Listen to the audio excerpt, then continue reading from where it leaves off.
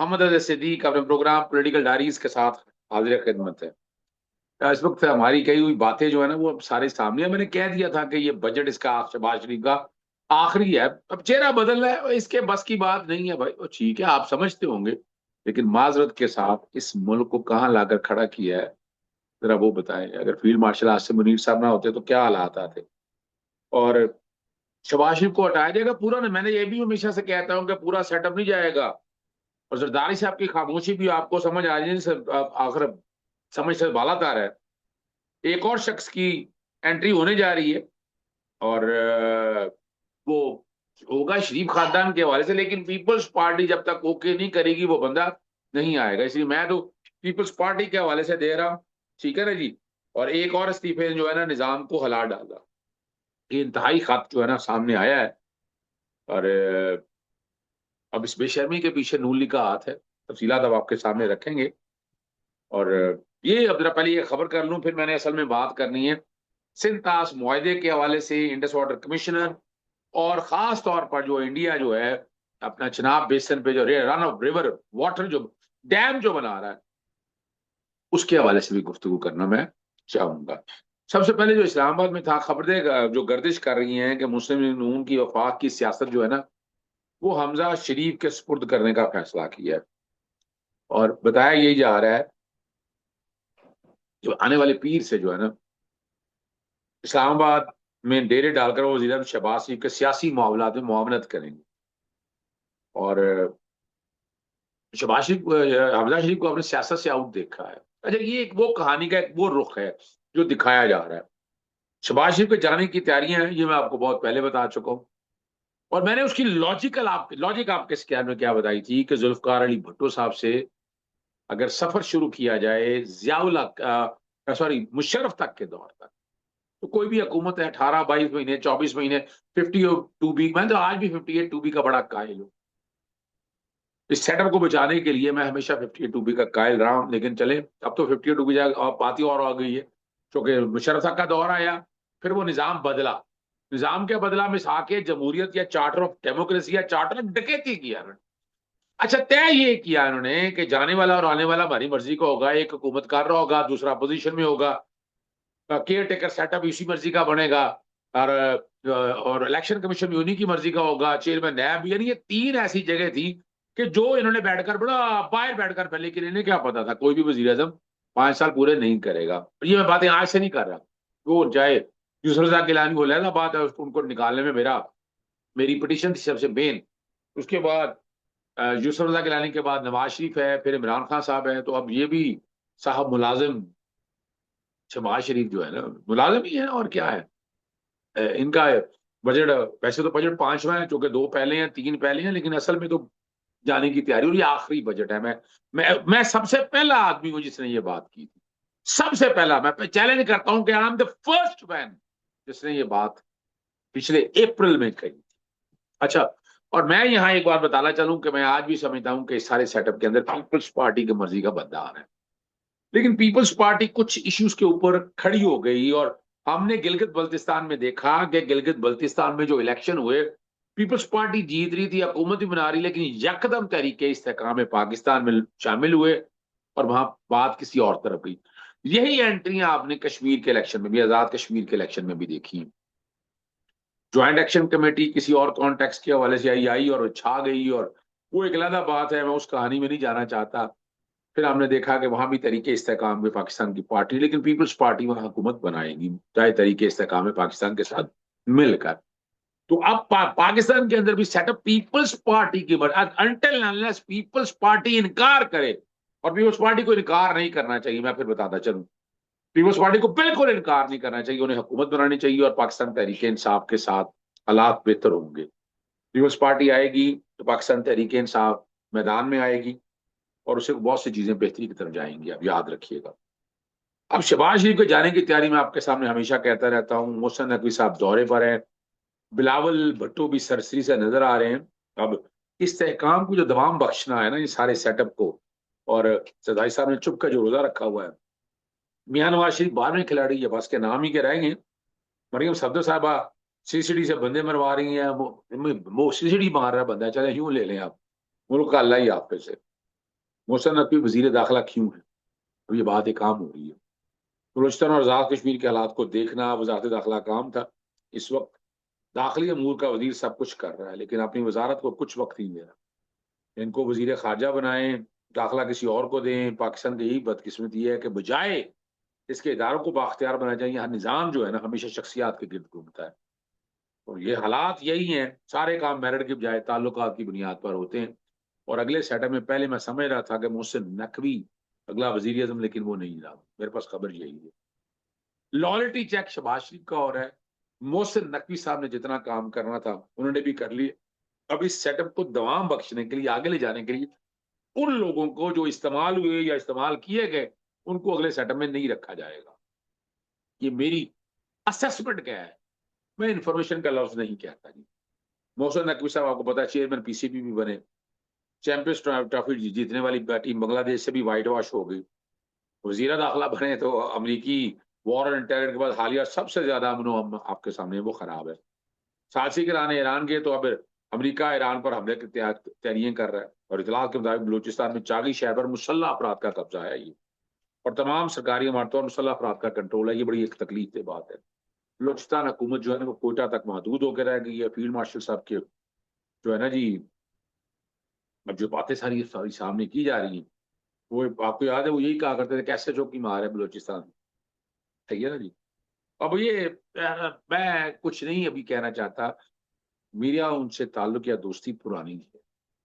वो जब एक सहाफ़ी थे, सहाफ़ी से सिटी 42 के चीफ एग्जीक्यूटिव के तौर पर आए, मेरा वहाँ फिर चैनल 24 पे, ठीक है, वो एक सहाफ़ी होने के नाते और एक अच्छे शख्स होने के नाते था। बहुत से वेलफेयर के काम किया करते थे, लेकिन पाकिस्तान तहरीक इंसाफ के दौर में जिस तरह का उनका किरदार रहा, जिस तरह का रोल रहा, I had a lot of reservation. और अब आते हैं आपको बलूचिस्तान की तरफ ले जाने के लिए कि ज़ियारत के किस, अच्छा इससे पहले जरा मैं ज़ियारत के पहले मैं जरा एक बात आपके सामने वो बहुत ज़रूरी है करनी। आपको पता है बड़े अरसे से मैं इंडस वाटर कमिश्नर को तैनात करने के लिए खतो किताबत कर रहा था। मैंने पिटीशन भी फाइल की और अल्टीमेटली मैं जो असल एम था ना मेरे पास, वो ये था कि वहाँ चनाब बेसिन पे इंडिया डैम बनाना जा रहा है, उसको रोकना। जब तक इंडस वाटर कमिश्नर नहीं है आप कुछ कर नहीं सकते। You need to have a permanent. उस पर नोटिस भी हो गया, कर भी लिया। वो 16 अगस्त के लिए गया हुआ है केस, तो इंशाल्लाह 16 अगस्त। लेकिन साथ साथ मैंने इस वाले मामले को भी टेकअप कर लिया और chief justice Islamabad high court जनाब सरफराज डोगर साहब ने इस वाले मामले को टेकअप किया। और पब्लिक इंटरेस्ट में मैं बताऊं आपको, अगर मिस जस्टिस आलिया नीलम साहब और जस्टिस सरफराज डोगर साहब का, जस्टिस सरफराज डोगर साहब का विजडम ज्यादा है। मुझे बहुत से एतराजात, लेकिन वो इन चीजों को, ठीक है उनका अपना एक स्टाइल होगा, लेकिन यहाँ लाहौर हाई कोर्ट के हवाले से जो मैं देख रहा हूँ, कौन सा बड़ा ही काम किया। आजमा बुखारी का एक बड़ा काम है, बुखारी को नजर आ गया क्या हुआ उसके बाद बताइएगा। मेरे बड़े केस लगे हैं इनके पास, पीएनआईएल वाला केस वाले लगा, टॉर्चर वाला केस लगा, फिर ये इमारतों पे जो अपना खासतौर पर जो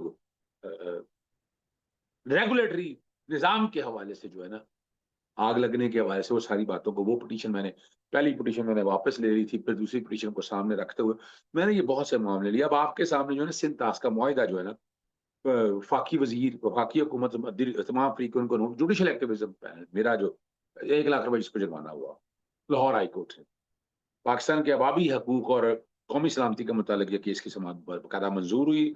बाकी हुकूमत से 2 हफ्तों में जवाब तलब किया।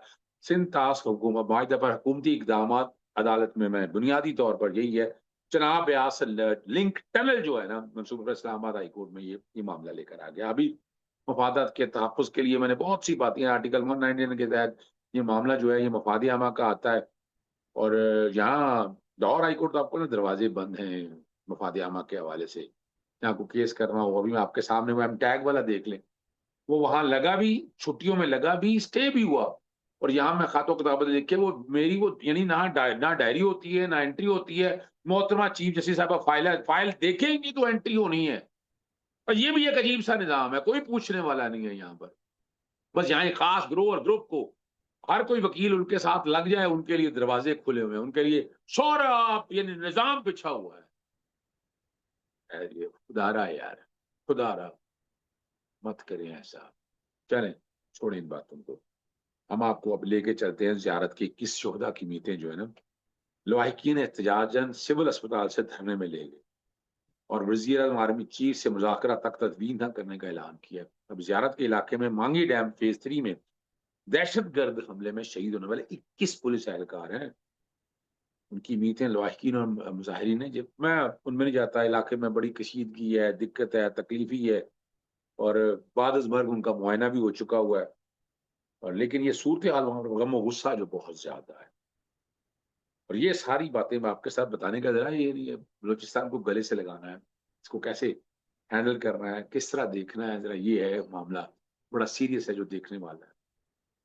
और दूसरी तरफ जो वज़ीर-ए-आज़म शहबाज शरीफ साहब है ना, कोयटा में 21 शोहदा की मृत्युओं के हमरा जारी धरने के शुरका या बाकियात से सॉरी क़यादत से मुलाकात या मुज़ाकरात के बगैर इस्लामाबाद रवाना हुए।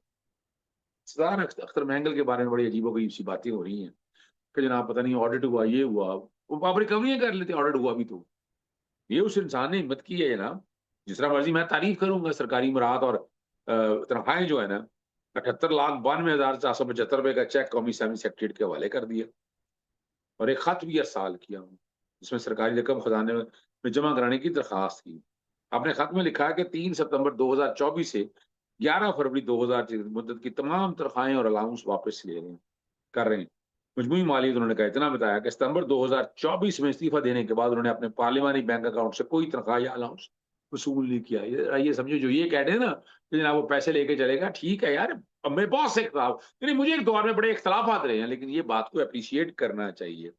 वो ये भी कहा कि पब्लिक सर्विस में दयानतदार और इंसाफ के असूलों का कायम रहने के लिए पुरज़म है। और सरदार अख्तर मैंगल ने 3 सितंबर 2024 को अब ये सारी बातों को मैं नहीं कहना चाहता।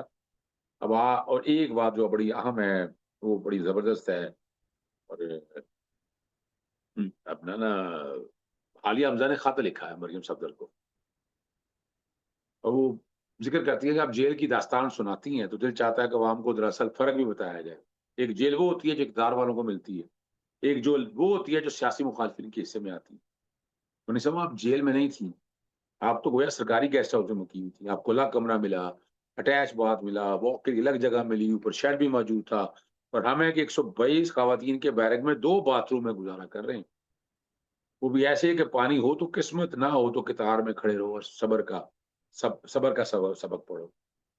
आपको एसी की सहूलत भी मौजूद थी, घर फ़ोन भी हो जाते थे।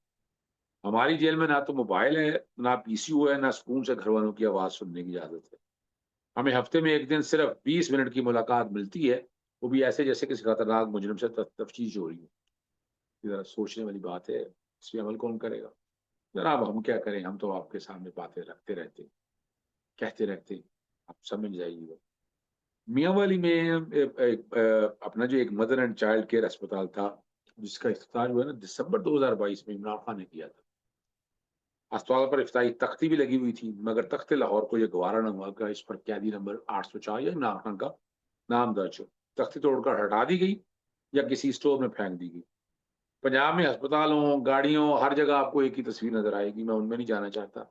मुझे एक साबका चीफ जस्टिस ने एक खबर भेजी मुझे, मैंने वो ट्वीट भी कर दी है और मैं चाहूँगा मेरी टीम अगर वो ट्वीट उठाकर मेरा देख ले, मैं निकाल लेता हूँ। वो ट्वीट मैंने बाकायदा जैसे ही मेरे तक आया मैंने वो ट्वीट कर दिया और वो ट्वीट है क्या, ज़रा मैं आपके साथ पढ़ देता हूँ। और हमेशा कोशिश यही होती है, मैंने लिखा है हमारे निज़ाम की बेबसी, मैंने इसको यूँ लिया है, ठीक है ना जी। आज एक साबिक़ चीफ जस्टिस साहब ने मुझे एक नहायत अफ़सोसनाक पैगाम भेजा, ज़रा इसे गौर कीजिए। एक मरीज़ Punjab institute of cardiology Lahore में इकोकार्डियोग्राम के लिए अपॉइंटमेंट लेने गया, मगर उसे सितंबर के बस में, आज क्या चल रहा है, जुलाई, अगस्त, सितंबर तारीख दी गई। सोचने की बात ये है, अगर इस इंतज़ार के दौरान मरीज़ का दिल का दौरा पड़ जाए, तो उसकी ज़िम्मेदार किस पर होगा? ये सिर्फ़ एक मरीज़ का मसला नहीं, बल्कि पंजाब के सरकारी सेहत के निज़ाम की संगीन तस्वीर है, जहाँ बर वक़्त तशख़ीस और इलाज न मिलना मरीज़ों की जानों को खतरे में डाल। सवाल ये है कि जब अवाम के बुनियादी हक सेहत की ऐसी खुली खिलाफवर्जी हो, तो मुतलका इदारे और अदालतें कब और कैसे मुअस्सर कर। एक दौर था, ये 26 तरमीम में ये मामले मैं उठाया करता, अब तो कितना कर रहे हैं। मैं ये नहीं कहता, जस्टिस खालिद इसहाक साहब जितना कर सकते हैं उतना ले रहे हैं इस गले सड़े निजाम के दौरान, लेकिन वो नताइज नहीं मिल पाते।